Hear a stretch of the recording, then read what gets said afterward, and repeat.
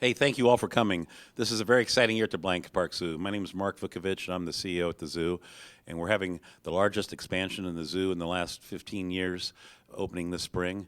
And we're tickled to say there's going to be tons of fun, as my marketing guy tells me to say. We're bringing black rhinos to the Blank Park Zoo, a new African exhibit that will include 2 buildings, 3 or 4 bird barns. It'll be themed to look like you're in an African village. And the lead players in it are 2 black rhinos. They are 2-year-old rhinos, 1 female from Miami, Florida, and 1 male from Sioux Falls. They are very, very rare. There's only about 42 or 44 in U.S. zoos and maybe only 60 in North America. There's only 3,000 left in the wild, and they're being poached and exterminated at about 3 a day. So it doesn't take too much math to figure out that in a couple of years, without drastic measures being taken, they'll be extinct in the wild. We have a breeding recommendation for our 2 young animals, so as soon as they're old enough and like each other well enough, we hope to have little black rhinos running around.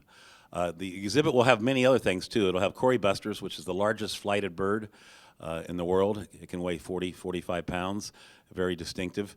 We'll have eland, which is the largest antelope in Africa. They can weigh 1,000 pounds and still jump over an 8-foot fence with long kind of spiked horns. We'll bring in African spur tortoises and 3 or 4 other birds, blue cranes, superb starlings, and an aviary and some other support birds. We hope to make it an interactive learning experience, so you'll have a Maasai earthen lodge that kids can go into and look out into the aviary and see the ostrich and eland running around. We're having an area with probably a fire pit and some African drums from the various tribes around Africa that are fiberglass, can be used year-round and played.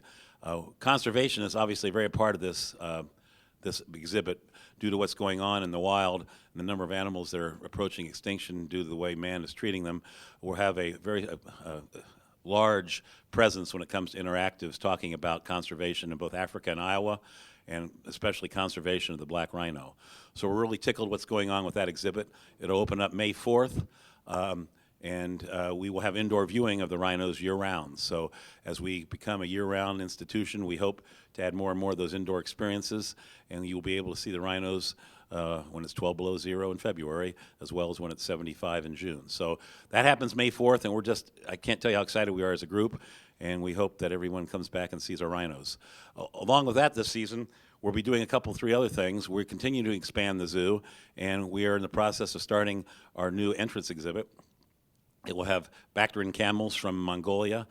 They're 2,500 pounds and 8 or 9 foot tall. They're very shaggy. They're very healthy in both 20 below and 120 above, and they'll be out year-round. That will be a free exhibit where you can come to our new entrance and have a picnic at our park, go up to the overview and watch the animals roll around in their sand pit, interact with the 3 or 4 that we'll have eventually. And we think that's a really neat entrance to the zoo and a really neat thing to have people be able to stop by and see a very rare animal that's not only like 40 in North America for free. We'll be putting some Asian storks with them that are also very hardy, so that'll be a fun exhibit also, and we start that in March and hope to have that going before the end of the summer. We also, the oldest building on our zoo campus is our tortoise penguin building, and we are tearing it down in the next 2 or 3 weeks and starting a new exhibit that will also have indoor year-round viewing.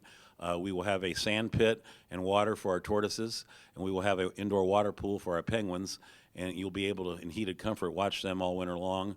They're both sensitive to the cold, and when it gets cold in Iowa, they're not available to be seen, and that will happen this summer also. So we're continuing to expand many different ways, and then, of course, the Blank Park Zoo has many things going on that are every year. We'd like to invite you, first off, to our conservation series, which starts very soon.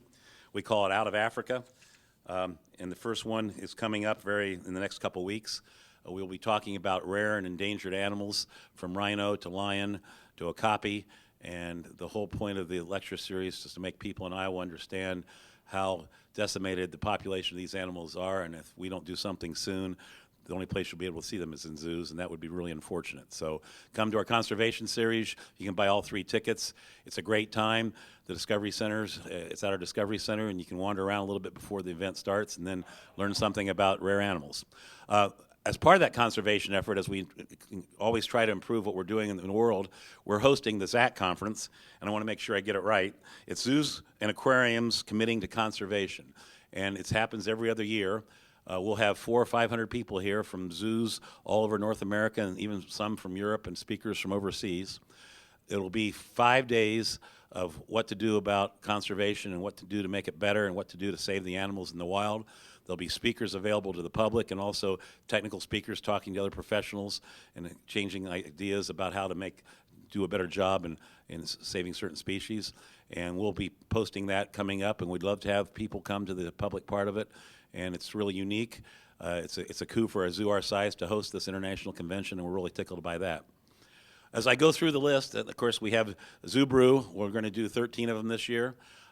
We will have bands and alcohol samplings, and it's a 21 over event.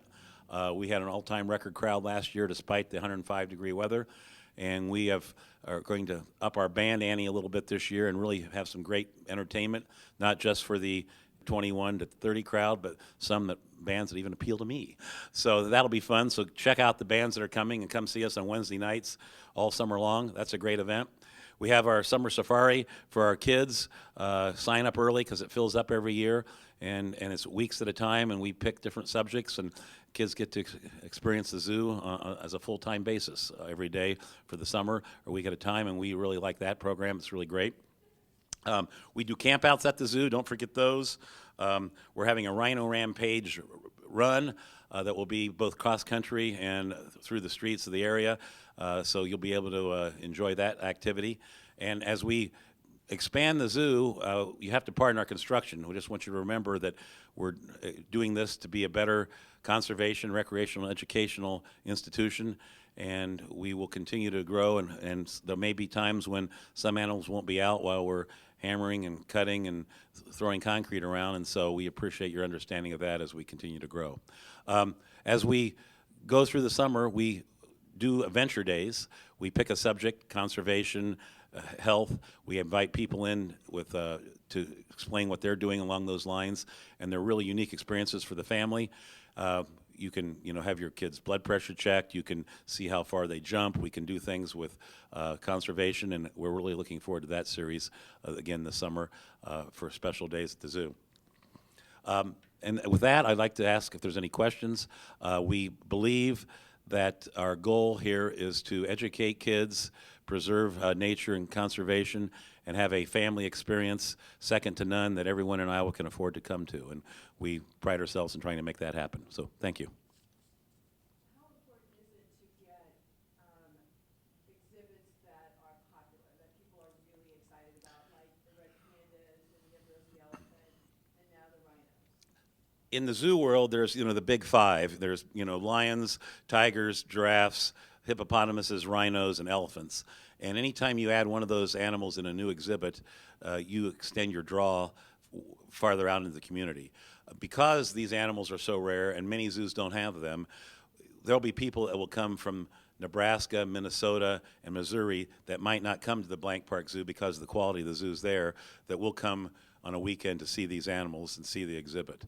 The other thing we've tried to do over the last couple of years with Australia first and now Africa is to have it be an immersion experience where you don't go and see black bears, brown bears, polar bears all in a row. You see them in their setting from where they came from, and we try to tell you how the people live.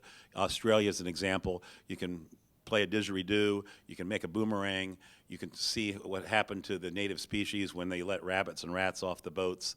The soil's red, the buildings are designed to look like an outback barn, and we hope that when you leave the zoo, you have a feel for Australia, and we hope the same thing for Africa. So not only do we have these iconic animals in the exhibit, but you hope to get a feeling of how the native people live, how they interact with the animals. What's going on in Africa now is a lot of countries have realized that it's better to have ecotourism and bring Americans over to spend money than it is to kill the animals that the Americans want to see or the Western Europeans want to see.